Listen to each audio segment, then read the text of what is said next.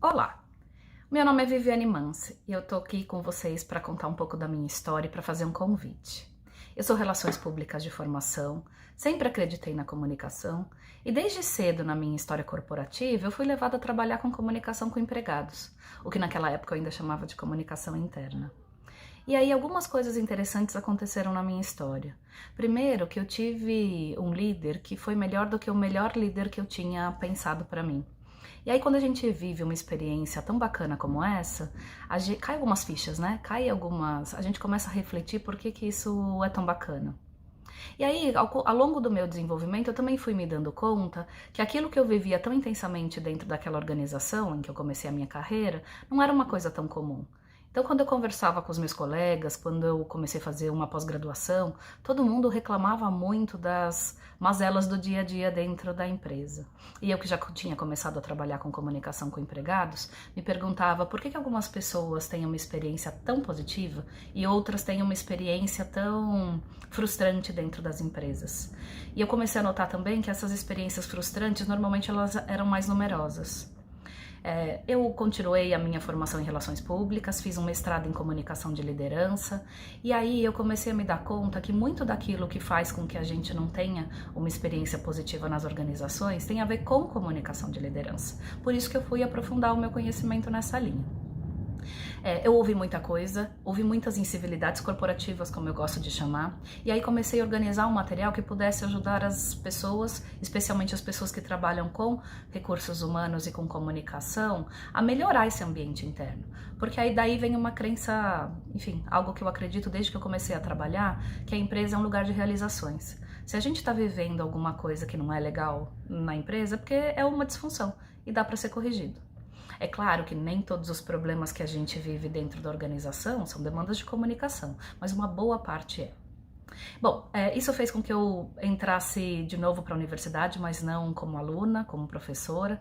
Fiquei dentro de universidade, onde na verdade eu ainda estou por mais de 15 anos, e muito do trabalho que eu desenvolvo, tanto em escolas de negócio como de comunicação, tem a ver fundamentalmente com essa dinâmica, de como é que a gente trabalha junto com gestores, como é que a gente trabalha junto dentro da organização para ter uma resposta melhor para a empresa e para as pessoas. E aí esses cursos sempre foram presenciais, porque eu sempre acreditei olho no olho. Mas sempre vinha a pergunta, poxa, mas e quem não consegue ir para São Paulo? E quem não tem disponibilidade de vir, porque não é só o curso, né? Às vezes tem acomodação, passagem aérea e coisa e tal.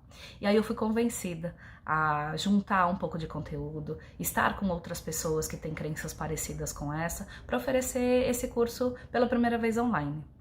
Eu espero que vocês gostem da ideia, eu espero que vocês, assim como eu, também vejam nas organizações um espaço de aprendizado e de realização. E se você tem alguma dúvida de como colocar, né, como que a gente pode melhorar esse ambiente, vem pra cá, vem dar uma olhada nesse conteúdo que eu acho que você vai gostar. Quando a gente pensa em comunicação de liderança hoje, eu acho que uma das coisas mais importantes a gente levar em consideração é que o mundo mudou, as empresas estão mudando, os líderes estão mudando e os empregados também estão mudando. Então, aquilo que eventualmente fazia sentido no passado já não faz mais sentido hoje. Eu vou dar um exemplo para vocês. Antigamente, a gente, quando via um gestor, quando via um diretor, um gerente, ele era respeitado simplesmente pelo cargo, simplesmente pelo tamanho da cadeira dele. Ou seja, se é uma pessoa com mais experiência, se é uma pessoa que já chegou nesse nível de desenvolvimento da vida corporativa, ele por si só já merecia respeito. Hoje em dia, com o jovem, gente, é bastante diferente. O jovem tende a respeitar mais quem o inspira, quem de alguma maneira é relevante para ele. Então, e na linguagem do jovem, às vezes ele vê um diretor que tem nariz empinado, que de alguma maneira ele acha que não é tão bom assim, o pensamento nu e cru é quem é este moço na fila do pão. Então, a gente precisa considerar que comunicação de liderança hoje é algo completamente distinto daquilo que era no passado. Se a gente fizesse, né, um retorno aí numa linha do tempo longa, quando a gente estava, por exemplo, na economia industrial, a gente contratava braço, porque a gente precisava naquele momento que um contingente muito grande de trabalhadores. Depois, as nossas demandas, elas começaram a mudar um pouco. Então, a gente começou, né, uma era que a gente chamou de economia de conhecimento. Nessa era, a gente fundamentalmente buscava cérebro. E agora a gente vive uma economia humana, que a gente contrata coração. Obviamente não significa que a gente deixou de contratar braço, deixou de contratar cérebro. Agora, as pessoas, quando vêm trabalhar, elas têm outras demandas, outras expectativas que a gente precisa considerar para que elas sejam mais felizes no ambiente de trabalho. Vocês vão encontrar muitas estatísticas dizendo que as pessoas que estão mais felizes encontram propósito, elas são mais produtivas. E eu também vou acrescentar algumas demandas, algumas estatísticas mais recentes que dizem que a gente lembra 9 vezes mais daquilo que é dito pelo gestor e que em ambientes de ansiedade e mudança a gente tende a perder de 20 a 80% de tudo que é dito. Portanto, a necessidade de comunicação, de frequência e de intensidade hoje em dia é maior do que no passado. Eu costumo dizer que a gente não se engaja naquilo que não conhece. E aí vem a pergunta: eu conheço a minha liderança? A minha liderança me conhece?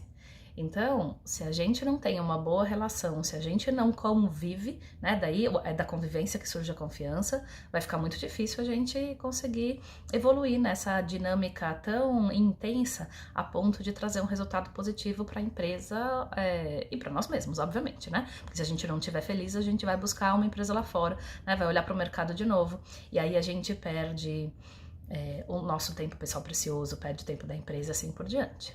E aí, se a gente tivesse que pensar mais especificamente sobre quais são essas mudanças que estão vindo, eu poderia citar um monte para vocês. Vamos começar falando sobre nós mesmos, né, os próprios empregados. De alguma maneira, e lembrando que, por exemplo, pessoas como eu, que hoje sentam numa cadeira de diretoria, eu também continuo sendo empregada em algum momento. Então, a gente vai, de certa maneira, acumulando papéis, ok? Quando eu olho as pessoas no ambiente de trabalho, elas tendem a ser mais conectadas com absolutamente tudo. Ah, mas a minha empresa não permite que as pessoas usem a internet. Não se enganem, as pessoas usam a internet. Se você quer que elas estejam conectadas ao trabalho, dê um trabalho relevante a elas. Simplesmente não dá acesso à internet, a gente fecha os nossos próprios olhos para aquilo que acontece dentro do nosso ambiente organizacional. Mas além disso, o engajamento se dá de uma forma muito diferente do que se dava no passado. E a gente precisa entender os motivadores das pessoas. Lembrando que nem todo mundo se engaja ou se conecta pela mesma coisa. Muitas vezes aquilo que eu estou buscando no trabalho não é aquilo que, né, a minha colega do lado está buscando também. E a gente também se engaja mais nas causas em que a gente acredita. Então, quando a gente pensa em comunicação, não vai ser uma comunicação que ela é só sobre o trabalho, né? Vamos dizer assim, uma comunicação administrativa. Ela é uma comunicação sobre questões que importam. Ela é uma comunicação que, de certa maneira, ela vai para além do trabalho, porque a gente passa muito tempo ainda no convívio com os nossos colegas, ainda que, né, algumas pessoas já vivam um universo diferente, que é o universo do home office. A gente ainda tem uma forte necessidade de relação com as pessoas. E a gente quer relacionamentos mais profundos e mais significativos. Eu passo tanto tempo, né, conectada com o meu trabalho, que eu preciso ali encontrar oportunidades de me relacionar com as pessoas em torno de outros temas que me sejam relevantes, quaisquer que sejam eles. Pode ser desde como é que eu jogo videogame bacana de um lado, ou como é que eu me relaciono com o tema da mulher no mercado de trabalho, ou qualquer outra demanda. A demanda das pessoas é bastante variada. Mas, como eu estava dizendo para vocês, o que muda não é só com a gente, né? Com as pessoas. As próprias empresas mudam. E a gente também tem que levar isso em consideração. Primeiro, a gente opera com menos gente, menos recurso e menos tempo. Isso faz com que o ambiente organizacional também esteja mais pressionado. Então, se no passado a gente tinha mais espaço até para fazer e corrigir, hoje é mais difícil. Hoje, para fazer e corrigir, eu sempre tenho alguém aqui, ó, no meu cangote para me lembrar que a gente tem que ser produtivo, que o mercado lá fora pressiona também. Ninguém pressiona à toa, gente. Por mais que seja uma empresa grande, multinacional, tem um acionista lá olhando. Se a gente está falando de uma startup, tem lá o desejo do dono de dar certo. Então, qualquer que seja o nosso arranjo, a gente está querendo ser melhor que os outros. Isso traz pressão dentro de casa, diferente daquela que a gente vivia no passado. E claro, né, não vamos deixar de lembrar que existe agora uma força maiúscula e quase invisível, que é aquela, eu permito um ambiente mais aberto, mas ao mesmo tempo ele me exerce mais pressão para eu dar conta de uma determinada produtividade em troca de uma certa liberdade. A gente vai poder discutir isso mais para frente, mas são coisas do nosso contexto que precisa levar em consideração. A outra questão é complexidade. A gente vive projetos que são muito mais complexos, que envolvem muitas outras pessoas, que envolvem pessoas de outras áreas. Eu tenho que trabalhar com times que às vezes, além deles não serem da minha própria área, muitas vezes eles não falam a minha língua, muitas vezes eles não estão sequer no mesmo país. Então, como é que eu trago essas pessoas para perto de mim, sendo que aquilo que é verdadeiro, aquilo que tem a ver com as crenças, podem ser absolutamente diferentes daquelas que eu vivo. E a gente vive muitos processos de transformação, numa curva tão intensa que às vezes a empresa está tentando mudar e aí outras mudanças vêm por cima, então a gente está vivendo sempre uma onda e nem sempre esse ciclo acaba, a gente começa um outro ciclo de mudança. Como é que eu consigo fazer com que as pessoas entendam essas mudanças e estejam dispostas a estar nesse universo de constante transformação?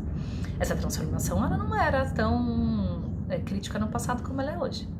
E quando a gente olha no nível da sociedade, ou seja, eu já olhei para o indivíduo, eu já olhei para o microcosmo da empresa, né, que representa um pouco a sociedade, mas eu também posso olhar para a sociedade como um todo.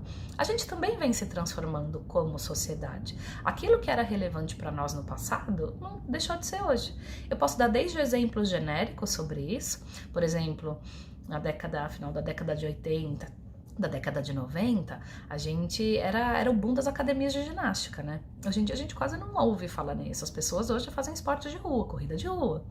Na década de 70, as questões ambientais, elas não eram tão esclarecidas como elas são hoje. Então, a conduta das empresas, quando a gente fala das questões ambientais no passado, a conduta é muito diferente do que ela é hoje, felizmente, ela melhorou. Por que melhorou? Porque a gente foi entendendo melhor o assunto, melhorou a regulamentação, melhorou a legislação, melhorou o nosso entendimento como pessoa física sobre os impactos das nossas decisões, e aí a gente tem uma sociedade transformada. Talvez nem tanto quanto a gente precisasse nesse tema específico, né? Mas a gente está nesse caminho. Quando a gente olha para a empresa, a geração dos meus pais, por exemplo, era uma geração que achava bacana entrar numa empresa e fazer carreira nela a vida toda. Alguns outros colegas meus aí já da minha geração ou de uma geração depois da minha, a gente quer uma boa experiência de trabalho. Tanto faz se isso vai ser numa empresa só ou em 15 empresas. Há estudos que dizem que um jovem hoje vai passar por pelo menos 20 empresas diferentes. Como é que a gente vai administrar tudo isso? Porque também a relação com cultura, a gente não cai do pé, né? Ela não vem simplesmente, chega, você entra no primeiro ano, você rende que é uma maravilha. Tem um aprendizado aí. Se eu estou constantemente trocando de organização, como é que fica o meu aprendizado para ser mais efetivo dentro daquela cultura específica? Outra coisa que a gente fala muito é num ambiente VUCA, vulnerável, incerto, complexo e ambíguo. Algumas dessas coisinhas eu já até comentei com vocês, né? Mas isso quer dizer, no final das contas, que quando muda tudo a todo momento, como é que nós ficamos? Fica aquele senso de onde estou, para onde eu vou, estou perdido? Ou a gente sabe o que esperar da gente? Nesse ambiente, o gestor tem mais responsabilidade, porque ele precisa esclarecer mais e a cada momento o que é que se espera das pessoas na organização. Agora, o gestor também está mais pressionado, né, gente? Ele tem mais coisa para fazer, ele também tem menos clareza sobre o que vai acontecer no futuro. Ele é uma pobre de uma salsicha, às vezes, né? Ele é cobrado pela gestão para dar resultado, é cobrado pelo time para ser um bom gestor. E às vezes não recebe nunca uma orientação precisa ou uma orientação melhor sobre como fazer isso. Comunicação é uma competência fundamental para a nossa liderança moderna. Quanto mais eu entendo que isso me ajuda a ser mais eficiente tanto com as minhas pessoas quanto para as entregas que eu faço para a organização, a gente atrai mais as pessoas para discutir, para refletir sobre como a comunicação, no final das contas, ela ajuda em vez de atrapalhar.